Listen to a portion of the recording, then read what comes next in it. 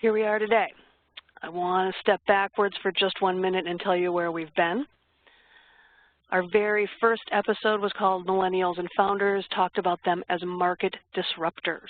And what we were looking at there was sort of the setup on why it is that the larger commercial marketing world is so intrigued, fascinated, and committed to millennials and founders, or Gen Z young people. Why is that such a big deal for them? And what they're talking about and seeing are so many different trends in the way young people are interacting with brands and products because largely of technology and the changing values of young people, and how our commercial marketplace is trying to catch up. And what does that mean for us if we're marketing the well visit? The second episode was co-creation greater than youth engagement? Ultimately, our answer, my answer anyway, was yes, it is, because we were looking at this concept that youth engagement is something we do to young people, where co-creation is something that either happens collectively or they're doing that we support. You're seeing PB Bunny right here. We spent some interesting moments talking about the relative merits and demerits of fashion blogging, and how that plays into current attitudes and perceptions around feminism and gender and all those sort of things. At the same time, being really positive in terms of entrepreneurship. So that was the last episode. And then finally, here we are today, back at relevance equals experiences plus sharing. The photograph you see here, this was taken at a Minnesota Lynx game, by the way, is pretty much a selfie. Yeah? Okay, somebody else took it, but nonetheless, you see what I'm getting at. This is a selfie. I would like everyone to quickly type in the chat box your one word or phrase reaction to young people and selfies. One word or phrase, reaction to the idea of young people and selfies. Enter the chat box, please. Fun, tired of them, fun, connection, ego, real time, cute. Right on, fun, better photographer than me. Location-based, ooh, interesting, spontaneous. Why? I love it. Thank you for doing that. Not a lot of negative stuff in here. Oh, wait, I'm going down. I'm waiting for a selfie without my kid's tongue sticking out. Yes, love it. Anybody else going to jump in here? This is fabulous. And I love the way some of you are already getting at this idea of selfies, duck lips from Julie. We're going to have to hear more about that, I'm afraid. Self-expression, fabulous. And that one, in addition, is begging this question of, like, what role do selfies or technology or whatever it is we're talking about intersect with the idea of adolescent development? And for so long, and many of you that know me know, kind of come down on the opposite side of this, that we've looked at like screen time and the use of social media and gaming and all those sort of stuff as negatives and problems, where what we're going to see and talk about today is like, how can we use it to our advantage? And then what is it actually delivering in terms of supporting youth development in general? All right, so thanks for doing that. We're going to come back to that idea in a minute. Folks who have been here before, this is going to be a little bit of a repeat. So you've got about 3 slides before it starts to get new and interesting for you again. The slide you see ahead of you right here is trying to remind us all or tell you that the idea of marketing, whether it's the well visit or something else you're doing, out of school time, a cool new, fitness program, whatever it is. The idea of marketing is different than advertising or communications or any of that stuff. When we talk about marketing, it's the whole kit and caboodle, right? It's how do you get people to buy your stuff versus when I'm talking about like communications or advertising or promotion, right? That's what you say about your product to get them to buy your stuff, and where you put your message and what your message content is looking like and what kind of media and all those sort of things, right? And all of that, what you say about your product, is just one part of the bullet next to it that says promotion. Because when marketers are really working on this, they're considering what they call the 4 Ps, and now people say there's 5 Ps, and it goes back and forth, blah, blah, blah, right? But the idea that when you're thinking about how you're going to get young people to come to a well visit, you need to consider what is the price. And I'm not talking necessarily just exclusively about the money here, right? But what's the price to them of doing it?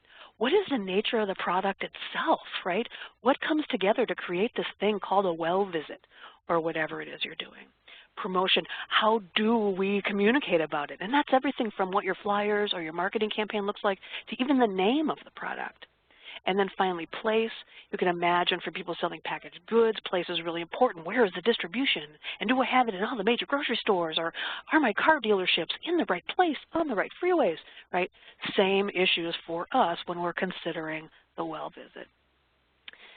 Is this a new idea to you? I have the you there because this starts to broaden the window of what you need to be thinking about and what you might be responsible for if you're going to really talk about marketing the well visit.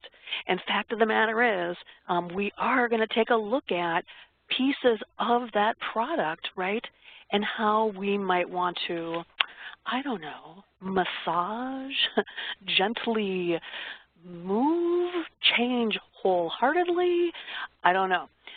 And this is where maybe it's weird, right? Here's this advertising woman telling you to change the nature of a clinical or medical product that I really don't know that much about.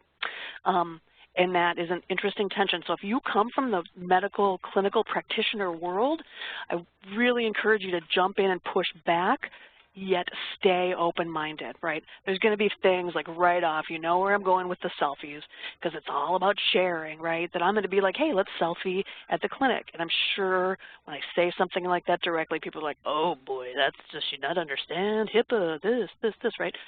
Totally. And I want to hear that, yet I want to see if we can think through and get past barriers to find new ways to do what we're trying to do to increase the well visit.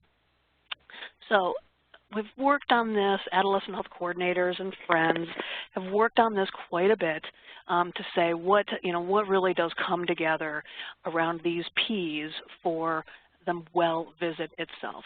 And it's occurring to me now that, like, I'm kind of assuming all of you know me and this program and the center and the focus on the well visit. So maybe I should say something about that. I don't know. That's kind of boring, isn't it?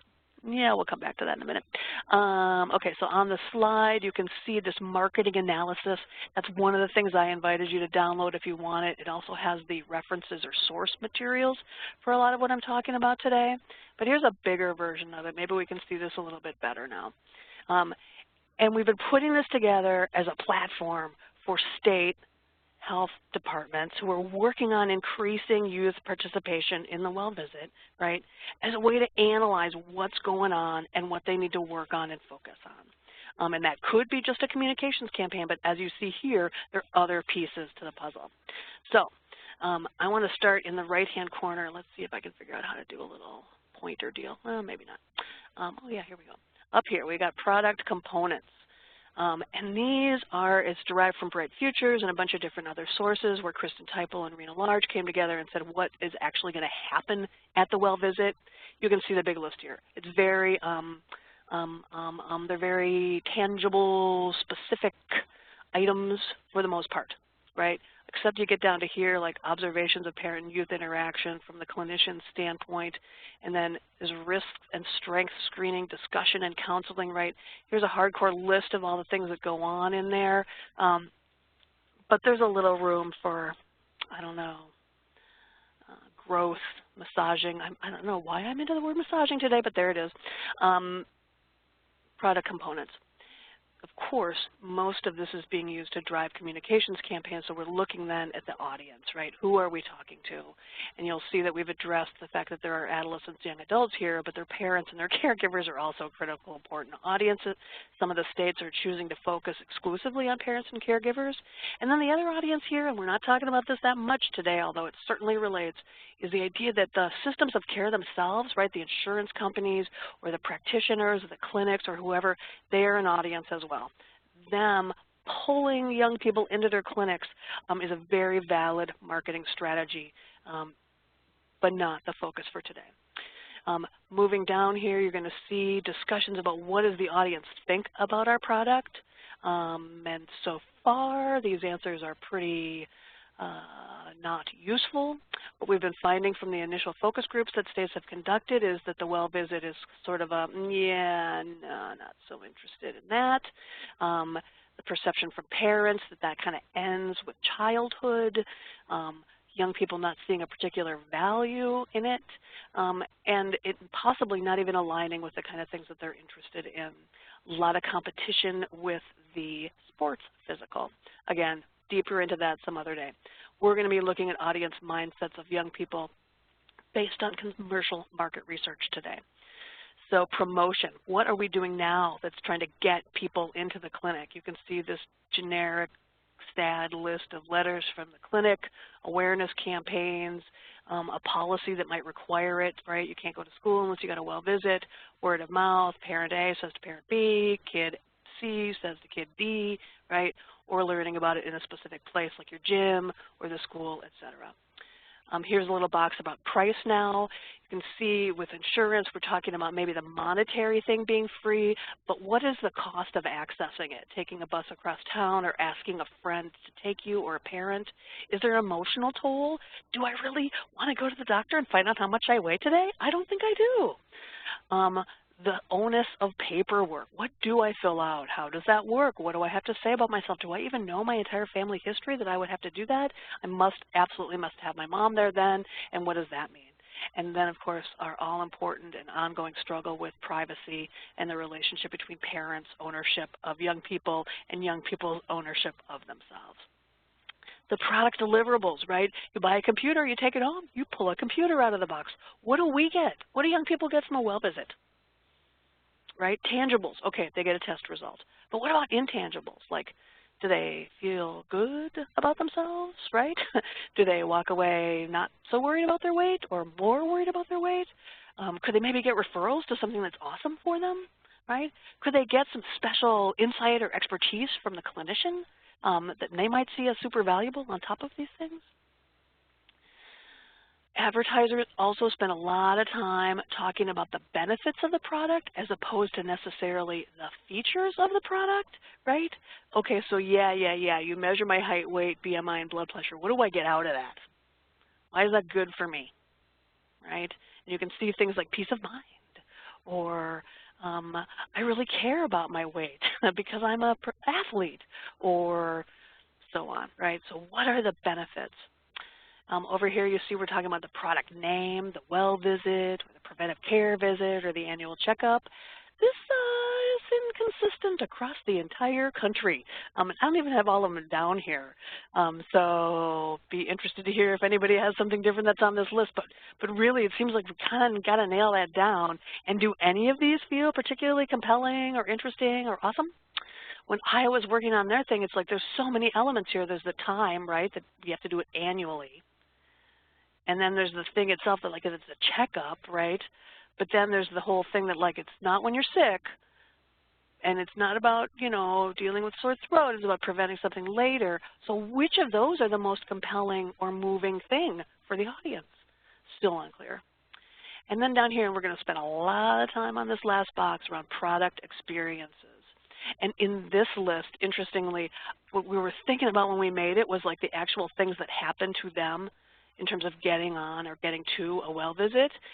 And we're going to think today a little more broadly. Let's get away from the tangible, you know, concrete steps there. But again, some of the softer things, like what is the nature of that experience? Because as it turns out, experiences are one of the critical values that we might not be as tapped into when you think about young people and what they're seeking from brands or the world or health and the nature of our work. All right, so that's the marketing analysis. The point of doing something like this, if I was still working at Hewlett-Packard, would be to say, okay, so how does our product fit into the competitive landscape, you know, versus other people's computers, and how does it match up to the audience? And as you can see, it's hard, right? This is a hard sale. Sources, okay, yeah. Let's go back to the slides, Glennis. Here we go. Slide. This is a little dramatic with my no sale visual. I just thought it was very clever, but I think we do face some really significant challenges or barriers here, right? What is the most compelling, or what is a compelling benefit or reason that young people ought to care about going to the doctor for a well visit when, as we know, they are pretty healthy? Second, what are we going to do about this name? Third, marketing on the well visit must be driven by young people, full stop. We spent a ton of time of that on the last session. You're going to hear even more about it today. I'm not going to try to sell that again. Ask somebody you know, what is a normie, and why can't normies do marketing to young people? Okay, fourth point, features, attributes that align with values and pain points, right? This is getting back to benefits and reason to care, but we need to be thinking more broadly about what the well visit offers so that we can really identify how that's tapping in to what they need, aka pain points, or their values. A lot of that today as well. All right, so I'm rambling on. It's going to be time for you to talk in a minute. Where are we going here, Glynis? Topics, what are we doing? Let's move on. All right, so marketers think. What I have done is gotten as many free and a little bit of paid resources to dig into pulling insights, trends, research from commercial marketing organizations to share with you today. And what we try to do is take those insights and apply them specifically to what we're doing. And I've got a little technique for doing that. But what I need to say to you all right now is I do not have solid answers on this. And frankly, the answer for you in New Mexico is going to be different maybe than for you in Maine. What I'm looking to do is give you fuel to be thinking creatively and engaging young people around these challenges with a little bit of a head start. It is weird to be on here and be like, oh, you know, young people think and young people do, but that's where we're at right now, and my hope is that your next step would be to engage them directly. So the two things we're really getting at here is what marketers are talking about in terms of how experiences are compelling and shape the universe of young people and their interactions with media and marketing and brands, et cetera, and how sharing complements that and is a critical developmental delivery, but also goal of media usage itself. And then what are the implications of that, right? And I'm going to both be talking about how that might impact our products and where our products are, aka the well visit, and then how we promote it as well. I had these sources up for a minute here, and I just want to point out two things that are totally awesome that you're going to hear a lot about here. Mr. Youth. Mr. Youth is really cool. He has free stuff. You can go up there, Google Mr. Youth. He'll let you download stuff for free. Y-Pulse. I got the center to buy a subscription to Y-Pulse because they are brilliant and they do their own research. We don't have enough money to pay for their actual research, so I'm just reading articles and stuff. If you go, you can subscribe to a newsletter, but it's like a tease. They'll only give you like the first 3 lines of an article. So if you see something really, really compelling, hit me up and I will let you know what I can find. And where's my favorite one? Where's Total Youth Research? Oh, here he is. Here he is. Graham Brown, Total Youth Research. He gives a lot of stuff away for free too, and his big handbook is pretty inexpensive. So he's a valid place to go as well.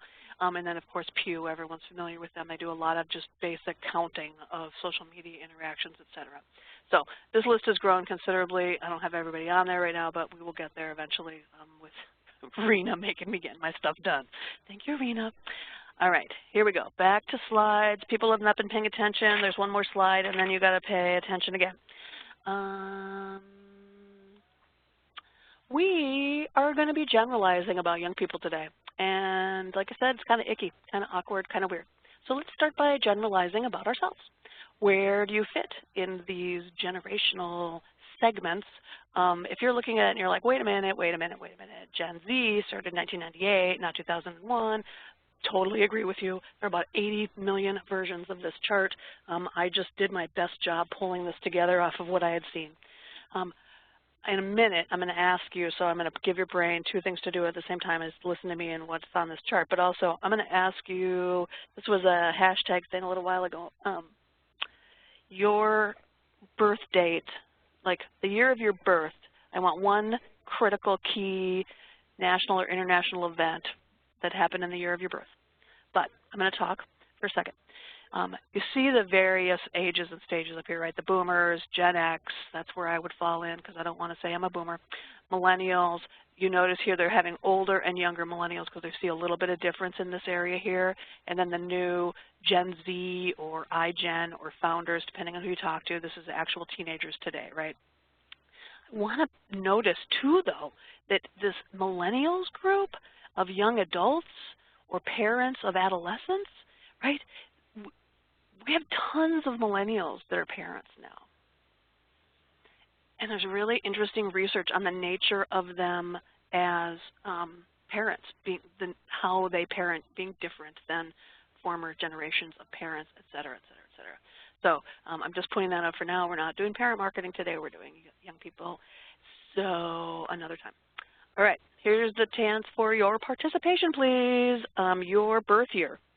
One big event for your birth year. I think the term wait, I don't know what is Andy saying? Exennial. Excellent, I love it. I love it. Okay, so tell me, the year of your birth, what's one big event that would characterize the year of your birth? Mine is 1964. I'm going to go with Civil Rights Act. Tiffany's got the Challenger explosion. Wow. Ooh, resignation of Nixon. Juicy, juicy.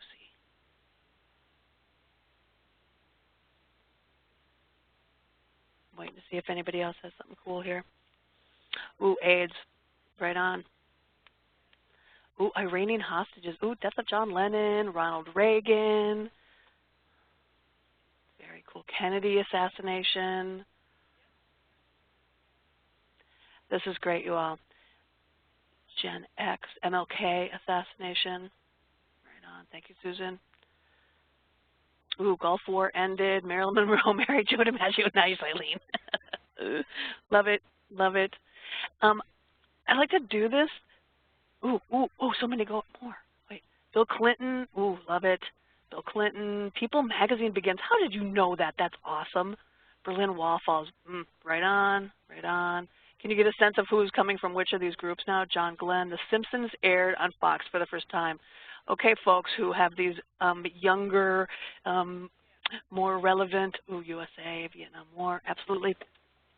Gonna need your help, right? Anybody in that millennial or Gen Z age segment, you just jump in at any time and correct me, please, and I'll be watching that box to make sure that I'm staying on track here. The reason I do this is one of the things that they do to create these generational generalizations is look at the key events that shaped the childhood and growing up time of young people. And so some of these resources that I've showed you have fascinating takes on that. All right. All right, if you have been doing some other work because this is repeat to you, it's time to pay attention again because we're getting into this whole discussion about experience. Oh, there's two more. Here's Patty Hearst. Ooh, cigarette packs. Gosh, that's crazy. Yeah, when I was still my very first job in advertising, my boss smoked. He chain smoked in his office, and I had to run in there and empty the ashtray because I was afraid we were all going to burn down. Anyway, okay, here we go. Experiences. Hello, friend. Let's move forward. Back in the day, youth marketing was about coolness. How do we create products that keep up with the cool factor for young people? And according to these marketing organizations, cool is no longer the thing. The thing is relevance. And they define relevance as what is useful to young people, what actually involves them. It's not enough for them to have a passive relationship or experience, as evidenced by the next point, something that enables them to have an experience in and of itself. And finally, something that is shared between them and their friends. You could argue that cool could qualify all of those things. But what I think is really interesting about this is that sort of attribution of specialness or an elevated status or something isn't here like it was back in the day. Hey, Chinwei. All right, so relevance. And the first thing I really want to look at then is the well visit relevant, if that's our list? So I transferred the list over here, right? Useful, involves, enables experience, shareable with friends. This is your first mashup challenge. And what I'm looking for you to do is apply your brain to this concept, right? And every mashup challenge includes a mashup. Anybody want to jump on and say what a mashup is? Maybe we don't need to define that. You guys are going to figure that out on your own. And this episode has a theme, which will become obvious soon. That's my question. Think about it. Talk about it with people in the room. I'm going to give 90 seconds of Glynis not speaking for you to consider, is the well visit relevant to young people if that's the list of relevance, or isn't it? How, why, where, what?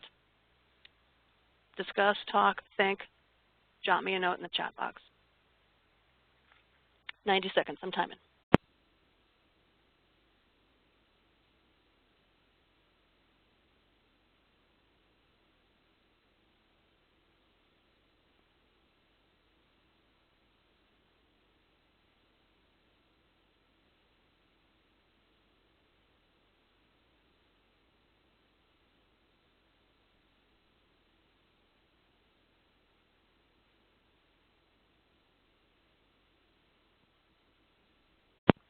Hey Jessica, back on mashup as soon as I start talking, even though I'm talking right now.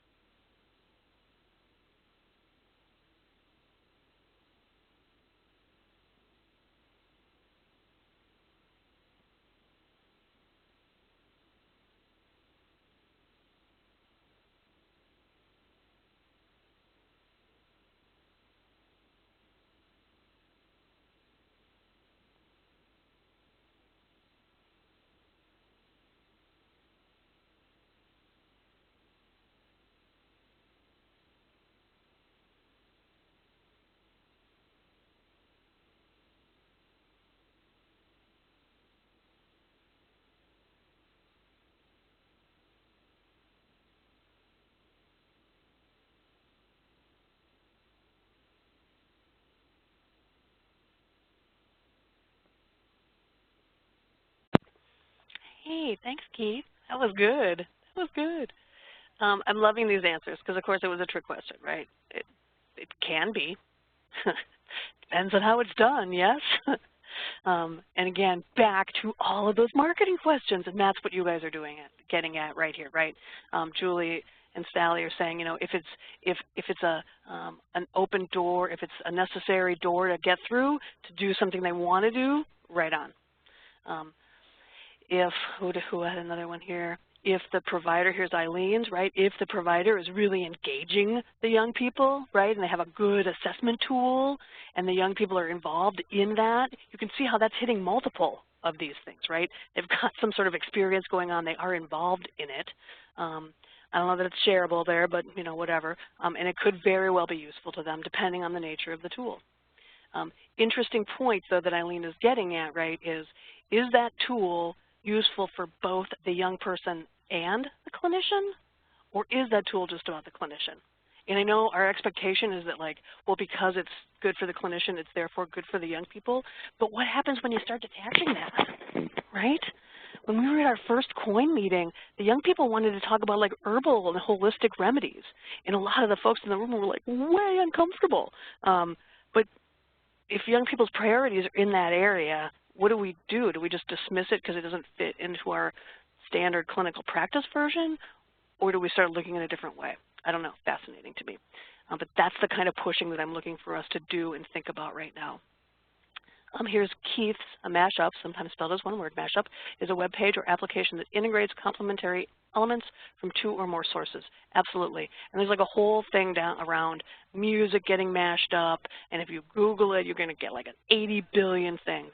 And so what I think about mashup is like my version of a brainstorm where I'm saying, let's take this new definition or thought about something and apply it to the well visit, and what happens when I put those 2 things together.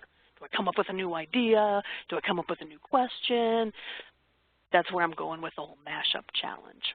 And I'm trying to get a little grounded. I think my mashup challenges in the past have been a little too fluffy.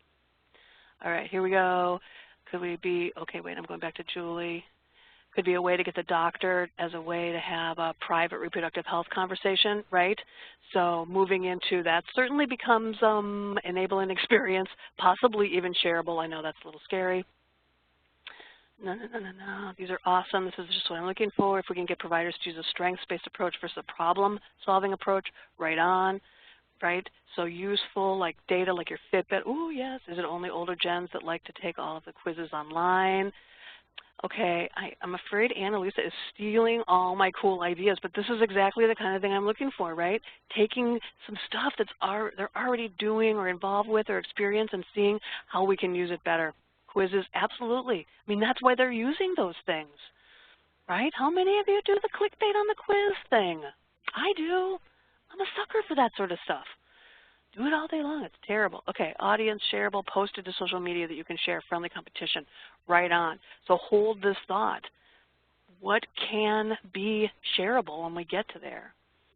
Experience, make the quiz funny and interactive, right? Right on, like we are creating these customer satisfaction surveys for young people that are pretty straight up like, how was the thing? What would happen if we made it wonky or funny or irreverent or whatever? Again, doctors, I know you're like, this is serious business, our health, right? Totally 100% agree. I'm not trying to undermine that, but how can we pursue Annalisa's ideas here because we know they're going to resonate with young people and increase the effectiveness of the well visit and getting young people there. So anybody want to push back on some of those? Think that it's cool. What is your real age? Laying out the developmental tasks of adolescents while gathering health information. But as a quiz concept, I love it. I love it. All right, I'm going to move on. Thank you. This was very good. Thank you for experiencing the mashup. Any more mashup questions? Push back. You can tell I'm getting a little dark with the mashup this time. I'm trying to stay away from super bloody, but we'll see how that goes because zombies, you know. Anybody zombie fans? Hands up, zombie fans. I'm looking. I don't know if these are old hands or new hands. Uh-oh, hands are disappearing. That's scary. Okay. They won't be too scary, I promise. All right. This guy, Graham Brown from Total Youth Research, was the first person I read this in, and then every other thing I read said exactly the same thing, and that is, for young people today, it is all about the experience, not about the thing itself. This is a dramatic contrast to my growing up, where it was about owning the stuff. And what it means is that these young people value the shared experience of the product more than the physical nature. It's not that I have the sexiest computer, it's what the computer does for me. That also means that the nature of that experience itself, right? For example, if I take the computer out of the box and it's a pain in the butt and I have to read tons and tons of instructions and then I have to call tech support and all that sort of stuff, I am not starting my relationship with that product on a very positive note, right? And so yes, eventually I might love it because it's super fast and super efficient. At the same time, my experience of it has been problematic. You can see why maybe a lot of the features that you get with computers nowadays is all about making sure that that happens. And what the marketers believe now is that that experience is way more important than ad campaigns and messages.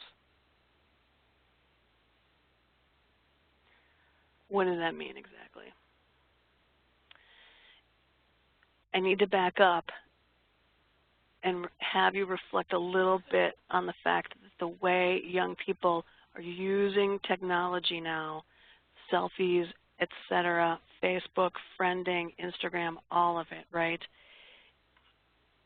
isn't it's an end in itself either. It's really the means to their own relationships and experience in real life. You know, that abbreviation IRL is wedded, is embedded, is part of all that they're doing, and they look towards this. I thought this statistic was fascinating. You know, they have the most friends on Facebook, but really they're only friends if there's somebody that they've actually spent time with. How does this apply, right? I see the implication here being, you know, clicking like on the clinic page isn't going to be enough. They've got to have a personal relationship or an actual experience with that clinic. Second, that if my marketing is trying to get them engaged with this well visit, right, how can I pay off my marketing with them having an experience that eventually leads them to the well visit experience itself? Like, is there an intermediary experience? And that's where Annalise's brilliance was coming in there, right? Which is like, if I get somebody to take a test or read a story about something or watch a video, there's a little mini experience there that precedes the experience of the well visit, so their engagement starts then and moves on, right? You know, a lot of that texting, a lot of that friending and liking is all about getting ready to go someplace or do something, reflecting the experiential nature of all this sort of stuff. All right, we're seeing another note here. The provider and staff have to be engaged with youth in the community to get them feel like they have a relationship with the provider that is valuable before they even go. Right on, right on. And I would go, are the provider and the staff the only ones that could do that? Do you know what I mean? Like, is there another sales force that's already out there engaged with youth in the community that could be doing that front-end sales work as well? I love it. That's exactly the kind of thinking we're looking for here. So here it comes up again in YPulse. 70% of 13 to 33-year-olds would rather spend $500 on front row tickets than a high-end designer product. Contrast that to, oh my gosh, I lost the source on this. The upper right-hand visual, generational IQ, Gen Y versus Gen Z. So Gen Y to them is millennials versus the younger. So right, so it's the teens versus young adults and newish parents, I guess is the way I'm thinking about them before. And this is coming from another really deep marketing firm. I'm trying to find the name while we're talking here, and I'm not going to find it. But they're contrasting, is this easy to see? They're contrasting that that was really a millennial thing, and that maybe the Gen Z folks, the younger teens, are not going to be as into it. I can't even read that. What the heck, Glynis? Maybe I can read it over here. But the 77 versus 23 is, oh my goodness. Hold on, folks. Sorry to be missing it here. What if I make it bigger? Oh, yeah. Zs would prefer a cool product over a cool experience. So Zs are younger, 60 over 40, where Ys would prefer a cool experience over a cool product, 77 versus 23. A lot of the numbers in this infographic were not that compelling, but I thought these were. So I'm all like experience, experience, experience. Maybe not as true for the younger teens as it is for millennials. Still waiting to see where that plays out. Andy Lyons, I'm a health educator in the community. My job is totally to be the front end marketing. Right on. And how many other people have something like that? Or is there a function in state public health or local public health? Are you local or public health, or are you I'm talking to Andy now. Are you local public health? Or are you at a clinic? Or yeah, local public health, right on. So is there a model here, state public health friends, for how we're engaging the local public health? Like, right? Should they be the ones that we give the whole dumping of the cool marketing technique stuff here? Interesting. All right, moving on, Glynis. The feels. Are you guys familiar with that term? I see it so much it totally cracks me up. The product and the brand isn't the most important thing, right? Red Bull is Red Bull, but Red Bull is about those radical, amazing experiences that young people have, which, by the way, are also crazily developmental, right? Extreme sports is one of the few areas in the lives of young people where they can take the risk or share the experience of somebody else taking the risk, right? That was not, we didn't wear helmets when I was growing up. There was also always implied risk jumping off those, jumping off the little mud hills that we would make and all that sort of stuff, right? But is that there for them today? And what gets provided to them for this risk-taking that we know is so critically developmental? Using college students as peer educators for the clinic, at the school, et cetera, interns, fabulous, right on. And we've seen other scenarios where they put college students in the waiting rooms of clinics, and they literally just hang out there until a young person walks in, and then they start engaging them and doing some like little mini programming with them. I'm bringing up all this stuff being developmental. I'm just going to whip up these developmental tasks again, and to say that anytime you are supporting one of these developmental tasks, it's going to be experiential and it's going to be relevant. All right, I'm moving back because I am talking way too much. We got to get to some of the more hardcore areas here, you all. So the brands that are doing well with young people are focused on creating shared experiences. They do a lot of promotion to create visibility for the Crashed Ice event, which is only hosting, what, 10,000? Okay, that's probably too many. 5,000 people actually show at that Crashed Ice event. But how many people hear about it, see the videos, get the retweets, saw it on YouTube, saw it on Vine, right? That's the way it's going. And that's how marketers are doing it right now. What is our equivalent? What is our equivalent? Other thing that's working really well for marketers right now is the creation of social spaces or places for young people. Because again, what they're seeing is that young people value the nature of the place and what it brings over the efficiency of the place and sometimes even the price. There's this crazy story in one of the things where they talk about how going to a food truck, even if you have to wait in line for an hour, is still a thing to do because your experience of waiting in line for the food truck is awesome and shareable and things that people want to talk about. Me, I'd look at that line and be like, nope, not going to go there, right? Fast food is about fast food, not a place to hang out or a place to be or something cool.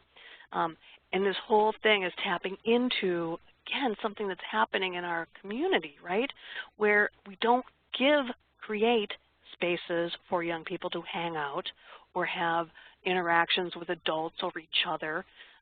We work with rural communities sometimes, and we hear the only place they can go to hang out is the Walmart. That is the one place that they can go, and Walmart is not particularly happy about that.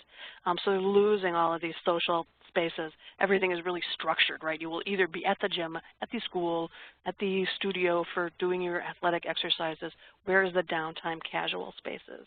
And that's what's fueling this trend where McDonald's is tanking and Starbucks is doing great.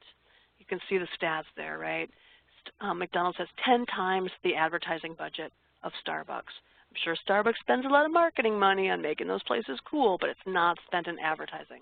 And the period of time we're talking about here is 2014. Their growth was 0.03 versus 5% growth for Starbucks, right? And think about that Starbucks experience, right? They got the comfy chairs. They got plenty of power cords, right? There's tons of other people sitting in there doing that sort of same thing. They write your name on a cup and yell it out. And yeah, I know there's like weirdness around that and silly stuff that happens there, but that's all part of that feeling of here's a place where I fit in, it's about me, I can do my stuff, I can hang out. Do we have that for our well visit? And should we have that for our well visit? This infographic was created by young people that were in the first group of the coin. They did a survey amongst themselves to talk about what was good and what they needed and what they wanted from the well visit. I'm blowing this up. I'm hoping that's working for you. You might have to do it yourself if it's not. I'm going to skip this dialogue and interactions, but you can see that they are kind of looking for a personal relationship here. Does my little thing still work? Yeah, here we go. With the ear, right? Personal relationship happening. Accessible information and services. But look at the space and place area right here. And again, I know this is a little bit, we already set up that to expect young people to feel comfortable in a clinic waiting room that serves largely mommies and babies or old people or whatever is ridiculous. And here we go. I'm going to take it one step further. Is there a way to turn a space into a space that's meeting the needs of young people and creating an experience that could lead to a well visit? Does it have to be at the clinic itself? Could it be someplace else? Right, I'm thinking about Annalisa, like where does she go? Like, can we create pop-up health spaces? Can we, right? Can that informal lunch chat with young people in the cafeteria at school, can that be the health table? I'm just wondering, like, I don't want to get grounded in let's put up posters in the waiting room, but to think outside of the room itself and what we could do to make it a space or a place where young people can be and experience and engage. Okay, guess what's coming? Oh man, I forgot to put a visual in here. That's all right. Whoopsie. All right. So what can we add or enhance to make the well visit about the experience of it? About the experience of it. The top of the list on the left are the things I had on that marketing analysis, right? They experience calling in to make a schedule. They experience what the clinic staff says when they walk in. They experience how the space looks when they walk in. They experience how the practitioner talks to them. They've got the text procedures. Those would be test procedures, and then how they get results. So let's reframe it. What can we do to improve or address or add the feels, right? Ooh, adrenaline, or how exciting, or that's different or interesting or new, or whatever the feels are, right? And this idea of a social space. And while I was going off on it doesn't have to be the waiting room, because please do not write to me, we're putting posters in the waiting room, we're well past that idea. Is it virtual? Is there another way to think about space here, social space that could tap into health or the well visit or something? Again, 90 seconds. Can you do some thinking? See what might come up for you. If you're wondering what the mashup here this time is, maybe somebody else is going to answer for me. It's still Walking Dead, but what is Walking Dead been mashed up with? Somebody else tell me. 90 seconds. Think, talk. How can we enhance or add something to the well visit to beef up this experience deal?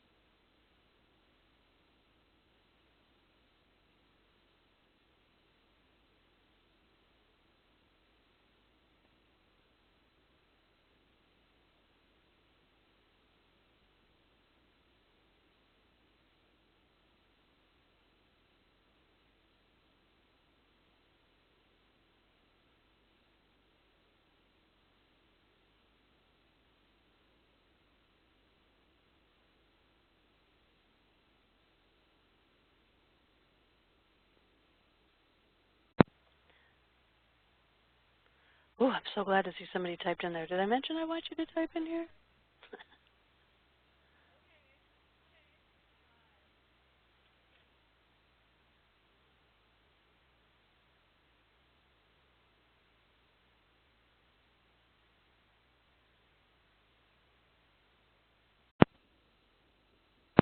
Okay, that's 90 seconds. I'm going to start talking again.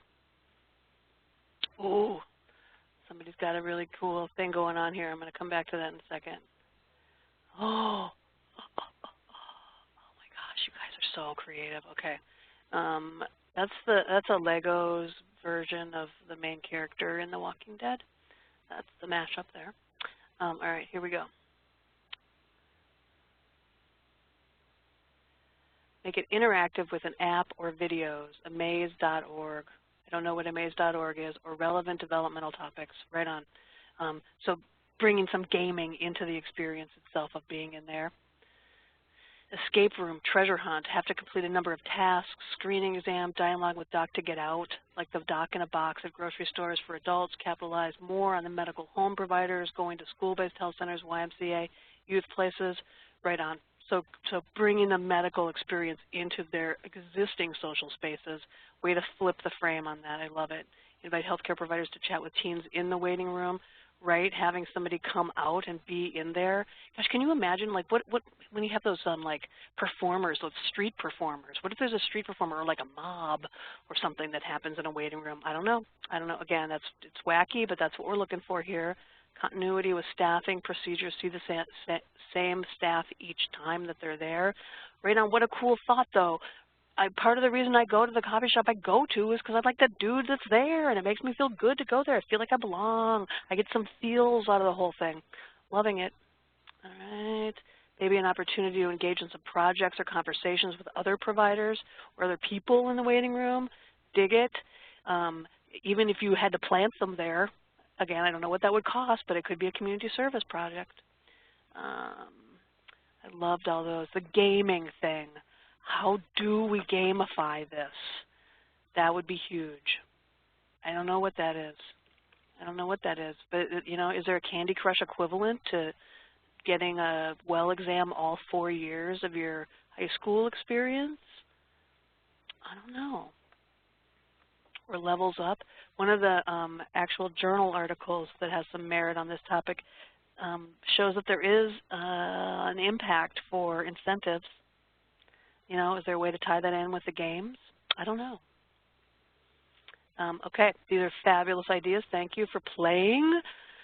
Mashup challenge. The two that I had here was, folks have heard before, I'm really into Reddit right now, and there's a thing on Reddit called Ask Me Anything, and I was wondering if you could have like a whole subreddit about asking young people to comment in about their experience at a well visit or with the doctor, right? Ask me anything about going to the doctor, and then they could share. All right. The other one that I was thinking about too was like, okay, the clinic would have a blog, right? And the young person would be invited to live blog, right? Like throw tons and tons of comments in, almost like the, you know, when you sign in at the wedding or some sort of event like that. Could there be a digital version of that where they can like leave a mark, an anonymous mark if they want, but a mark or a comment or something that's more in their wheelhouse than, you know, analog pencil paper stuff. All right. Anybody else? Any other thoughts? Okay. Wow, I am burning through the time here. I am so sorry. I'm going to maybe skip a few things because we're done in half an hour, yeah? Okay. We could go on forever. You're like, oh no, please. All right. Here's the last thing. Experience itself as a promotional strategy. This blew my mind. This was from like Ad Age or Ad Week. No, it's from Mashable. But I heard about it in Ad Week the first time. The world's most effective ad is an eye-testing children's book. And so what they did, and this is in Australia, okay, they were finding that people were not taking their kids to the optometrist. There was a whole bunch of barriers to getting them to actually go there. And so what they developed was this book that they used to do like the most very basic level of the testing required. So they give them these little glasses, and you can see they've got the colors in there to test for what do you call it? Color blindness. And based on how it goes with the book, right, it was like immediate. You could tell if your kid had this problem or that problem. And so then they would be queued up to either go into a visit or not go into a visit. So they sent these books out for free. They sent to 126,000 parents, and they saw a 25% growth on children's eye tests from doing this. Rarely do you see that kind of number or turnaround. I don't know. What is the version of this for us, right? And you can tell that this is where I went. I went exactly where our friend Annalisa went, which was, what can we do in terms of testing? Or here we go, mental health screening, like this would be awesome, right? And I wonder, when Annalisa says that, I wonder, is there a way to improve on the quiz? These, by the way, are the Powerpuff Girls as Walking Dead characters. Right, here's the Celebrity Types Test by Feminist Test. Those of you that know me won't be surprised I'm a Marxist feminist. Who knew? I didn't even know that was a thing. What can we do to promote experiences or to offer young people experiences that then encourage them to go to the well visit beyond the quiz? I'm not going to give you 90 seconds. I'm hoping somebody would just jump in here, right? But beyond the quiz. Like you're going to gaming, right? Okay, so imagine here, this is a wacky idea. In a gaming, when your character dies, pop-up says, time to visit the doctor. Here's the phone number. Oh, you were right. Annalise was talking about the fact that it was marketed to the parents, not the youth. The same would be true of adolescent issue parents who make a plan because they're concerned about teen results. True. Yep, and that becomes a whole another angle of this, absolutely. Need to highlight the well visit as an experience, but isn't there still a stigma about going to the doctor that there's something wrong with you? Right on. So how could we flip that? Do you know what I mean? Like, could it be like, I don't know, this isn't right? But if there's a school level or team or student group competition to see who's got the highest hemoglobin or something, I don't know. My friend, it's just all about hemoglobin right now, so that's why I'm thinking about hemoglobin. Like, what would there be an equivalent of that? And is there stuff like that now that's kind of like that? Do you know what I mean? Like when we're going to go bowling, we bowl for dollars, we run, we do the running thing. Is there a health-related equivalent? Is it a fundraiser? Self-tracking health app? Love it. Love it. I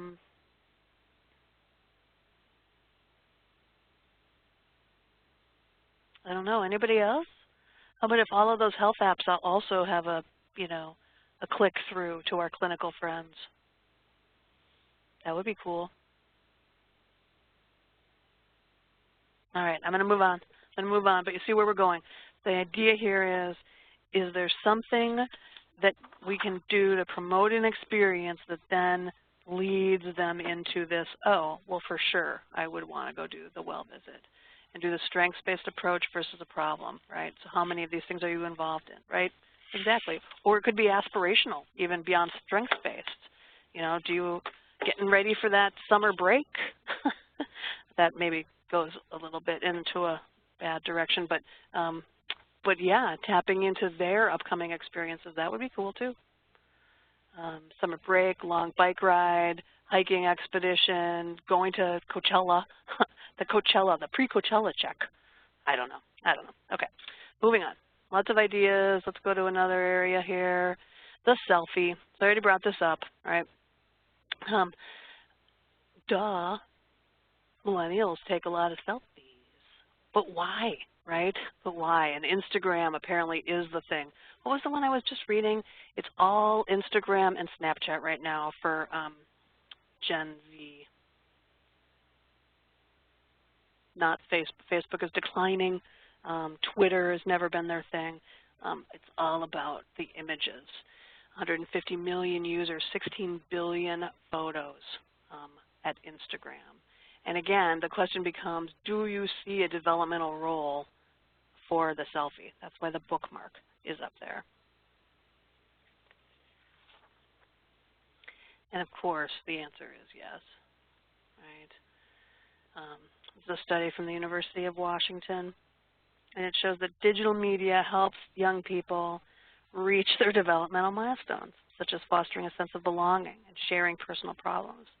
You know, we've always got the dark side to this, right? Does it get in the way of their autonomy and agency? But nonetheless, they are using it to get to relationships offline, in real life, analog experiences. And the nature of these sharing of their experiences, right, it used to be that TV commercials, like you see a TV commercial and there's a young kid on there that looks like you or is like you, right, and it would sort of validate, oh yes, other kids ride bicycles, therefore I feel good about riding a bicycle. But now they're not doing that through TV commercials, they're doing it through selfies, they're doing it through the use of this social media. This is from Mr. Youth again, so this is a free one. Mr. Youth talks about the fact that they live in this public world where it's fans and followers, right? How many likes did you get? How many people are following you? How many people are on your account? And the rise of Facebook and the rise of all this social media is one of those critical events that has shaped how they view the world, right? You can become anything you want because of the nature of how media is working right now. And they've seen how groups or individuals can influence and steer social communities, right? I mean, the rise of Black Twitter and the activism of young people, next episode, is really changing their political experience of this country. And they know they can do it themselves as well. And they are the broadcasters, right? We talked last time. They're the ones creating the content and letting their friends know, here's what's going on there, here's what's happening here. And then they take that back from their friends as well. So they might have 300 friends on Facebook and only 50 of those are real friends, but their likes and how they present stuff on Facebook is still influencing a pretty big group of people. So when they put us on, when they say, I did this well visit, or I gamed this health test, or whatever it's going to be, that exposure to their friends is as, if not more valuable than anything we are ever going to message out to them.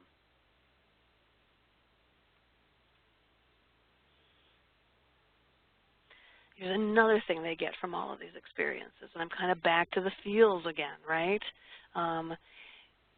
They are moderating and using those social media exposures for self-identity and feels and pats on the back, right? They take down pictures that don't get as many likes as they think they should get. And they know what kind of pictures and photos and tweets are going to get the stuff that they want to get. And they focus and do those specifically for that reason. What does it say?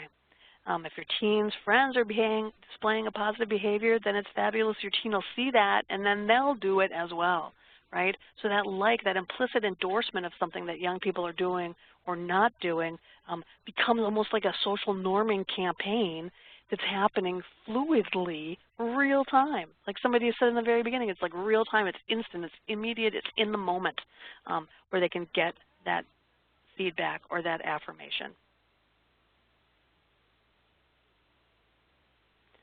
You know, the whole thing that we struggle with as young people of like, do they like me? Is he just saying that? What are they talking behind my back? You know, the click of a like button is very definitive.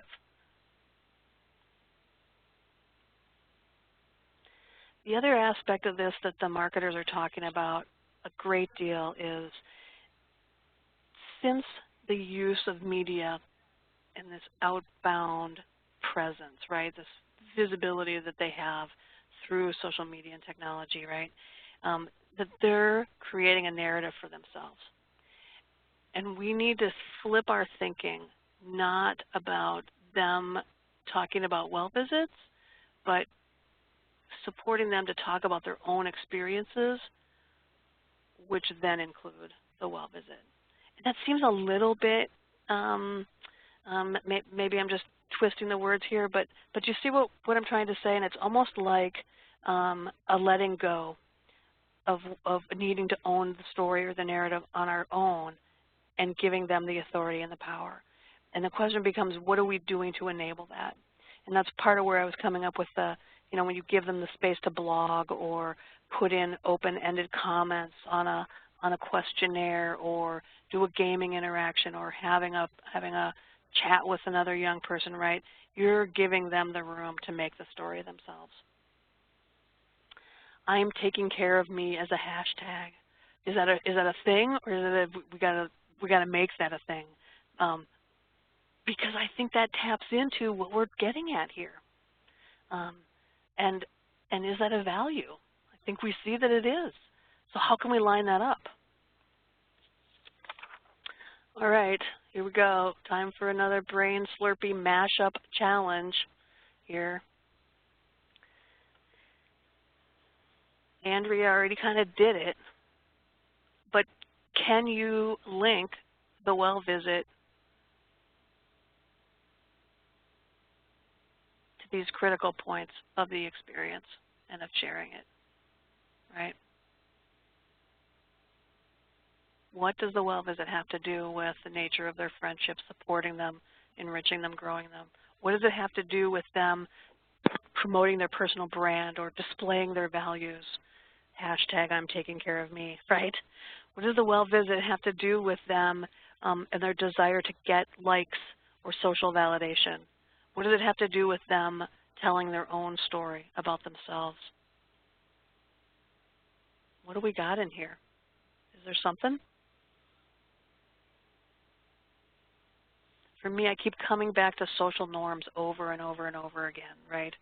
If you get young people who are at the center of some of these small circles or leaders in the friendship circle, right, to own it, to own I'm taking care of me, or to own it's annual, I'm an annual gal, guy, whatever, right? You're certainly doing it. You're certainly influencing it. But let me ask you this, is there anything in the nature of the product itself? Is there anything in the nature of the well visit itself that links to these key attributes?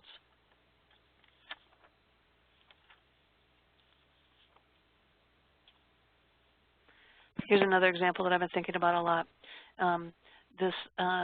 The rise in activism and the awareness of the implications of race and racial identity and biracial identity and the ability to do your own genealogies, or what do you call that stuff where you're testing your genomes and your, oh come on, what's the thing where you can tell where you came from, who your people are? I don't know. DNA testing. Thank you, Susan. Right, like, is there a way to expand young people's understanding of their story through their health and through their physicality? I don't know. It's just something that I'm really curious about because those things are so trending right now. I do think that any of these hashtags, ways to share an experience, need to be youth-generated. And Andy, I am 100% with you. So then the question becomes, how do we create the space for that to happen? I mean, you can tell just by that kind of mashup pictures I've selected here, that I'm too far out. And I suspect most of us are. They have to come from young people. And I would suggest, and I know I'm running out of time here though, my thought is that you would take content from this session, right, and use it to structure a way to engage young people, generating ideas on where to go with this next. 23andMe, I want to know more about that one too, please. All right. Oh, it is DNA testing. Okay, thank you. Another element of this sharing discussion that the marketers are all involved in is a shift from buying stuff to buying services, right? They talk about how Uber now is a $40 billion company and Airbnb was a $20 billion company. This is all made possible by millennials not really needing to buy stuff, but having some pain points like I need to get there. I don't want to own a car. I just need to get to work, or just need to get to this place to do something well, right? So you got the millennials who are customers, don't want to necessarily buy stuff. You also got millennials who are entrepreneurs, right? And they know how to use the media to their advantage to make this sort of stuff happen. And, this sharing, ride-sharing thing has always been around, but now it's so easy to do, not to mention that there are some risks, right? And the phrase that they're using in the marketing world is like access is the new ownership. Like 60% of millennials are totally buying into that. And the relationship isn't like, I have a relationship with Uber. It's like I have a relationship with whatever person is driving that Uber when I come. When they, you know what I mean? Then we talk and we have a thing and that's all good. It's not like, oh, Ford is my car. My family's always bought Fords. We're always into Fords, et cetera, et cetera, et cetera. And this gets back again to this idea that they trust people, not brands. So when Annalisa or Andrea suggest that having individuals be the ones that are the outreach to young people, bam, totally supported. The thing versus the solution. What are the stats here, Glynis? Driver's license ownership fell by 40% for 16 and 17-year-olds between 1980 and 2010. 40%. Oh, sorry, that was driver's license ownership. Did I say that? 15% of millennials said that buying a car was very important. Only 15%. There's an adorable little series on Instagram where people have their first car and their parents jump in and talk about how proud they are.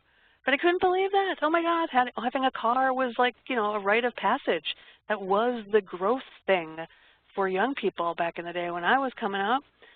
Not so much anymore.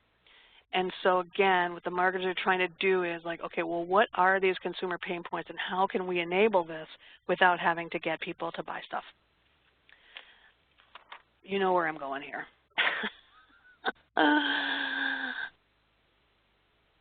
If the well visit's not a thing, if it's a way to address like a need or a pain point, could it be something different then? What could that be? And does anyone know what the mashup with The Walking Dead is this time? Somebody who has young children? I did not know. I had to look it up. Adventure Time is correct. I did not know what Adventure Time was.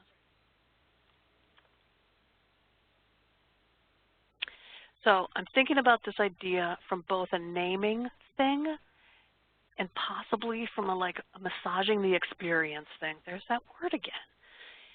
Right here, what I'm wondering is, could you, it's not a well visit, it's a peace of mind visit, right? It's a spring break check. It's a, do you see where I'm going? Something that's enabling, but it's not a thing unto itself.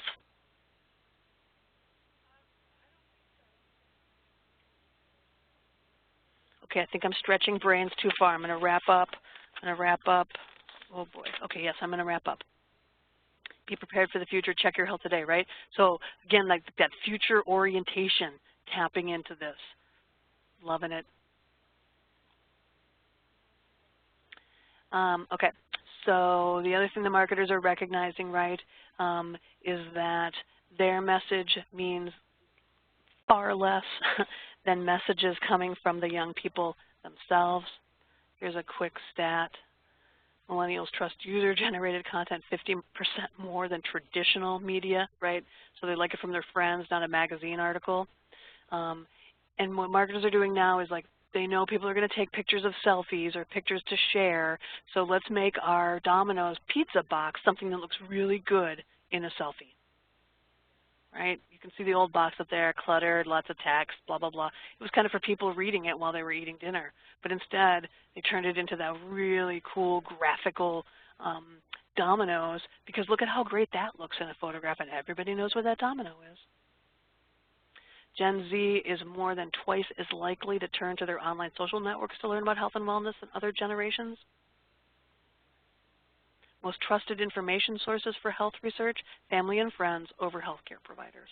And again, that's not a huge difference or stat, but because there's so much access to information, that would be the last session where we're like talking about health literacy, and I don't remember what my clever name is there, but they can go anywhere to find out this sort of stuff.